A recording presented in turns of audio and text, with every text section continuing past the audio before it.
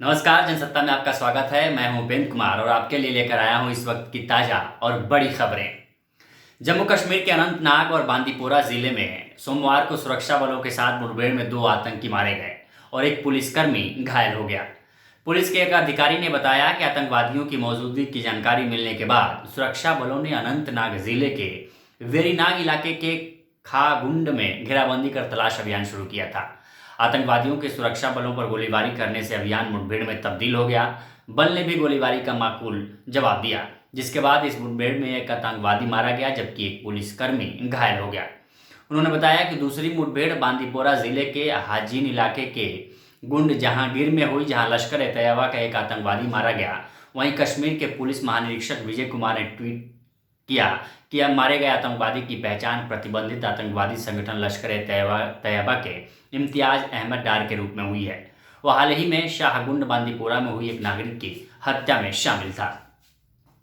वहीं भारतीय सेना ने सोमवार को कहा कि चीन की सेना के साथ रविवार को हुई 13वें दौर की वार्ता के दौरान पूर्वी लद्दाख में लंबित मुद्दों का कोई समाधान नहीं निकल पाया है। वार्ता के दौरान भारतीय पक्ष ने बाकी के क्षेत्रों में मुद्दों के समाधान के लिए सकारात्मक सुझाव दिए, लेकिन चीनी पक्ष उनसे सहमत नहीं लगा और वह आगे बढ़ने की दिशा में कोई प्रस्ताव भी नहीं दे सका। सेना ने एक वक्तव्य में कहा गया है कि बैठक में बाकी के क्षेत्रों में मुद्दों के समाधान के लिए किसी नतीजे पर नहीं पहुंचा जा सका है। बता दें, ये वार्ता पूर्वी लद्दाख में वास्तविक नियंत्रण रेखा पर सुशूल मोल्दो सीमा क्षेत्र में चीन की तरफ रविवार को हुई थी। यह वार्ता करीब 8.5 घंटे तक चली।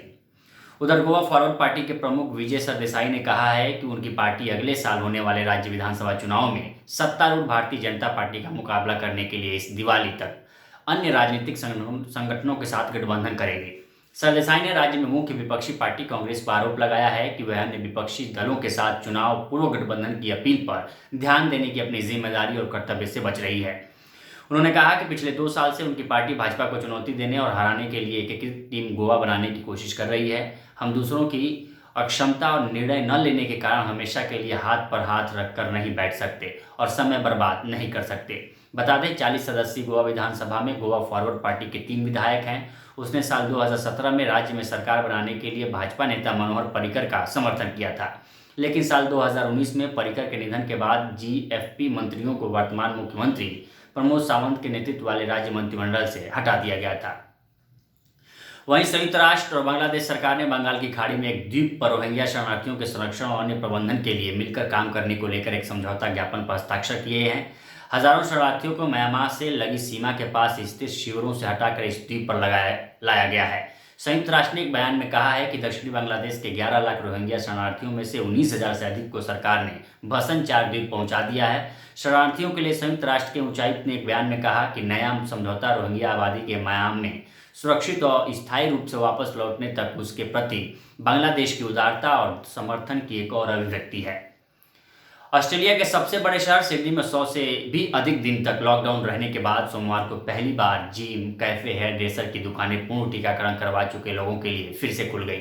न्यू साउथ वेल्स राज्य में रहने वाले 16 वर्ष और उससे अधिक आयु के 70% लोगों का पूर्ण टीकाकरण हो चुका है। इसे देखते हुए ही सिडनी ने इन गतिविधियों को पुनः शुरू करने का फैसला लिया है।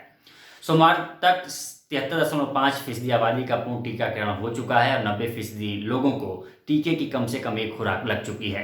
जैसे ही 80% लोगों का टीकाकरण हो जाएगा, कोरोना वायरस के कारण लगाई गई अन्य पाबंदियां भी हटा दी जाएंगी।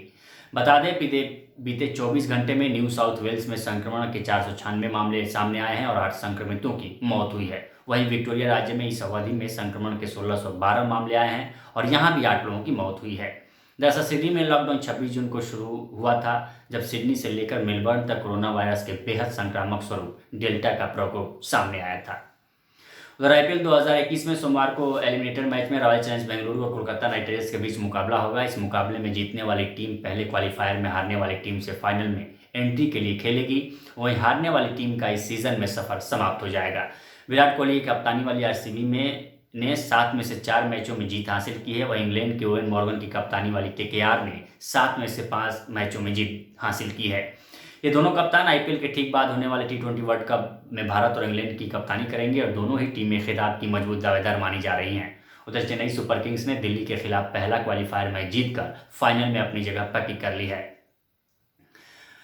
वहीं भारत में कोरोना मरीजों की संख्या लगातार घट रही है। केंद्रीय स्वास्थ्य मामलों मंत्रालय के आंकड़ों के अनुसार भारत में बीते 24 घंटे में कोरोना के 18,132 नए केस सामने आए हैं। इसके साथ ही देश में कोरोना संक्रमितों का कुल आंकड़ा बढ़कर 3,39,71,607 पर पहुंच गया है।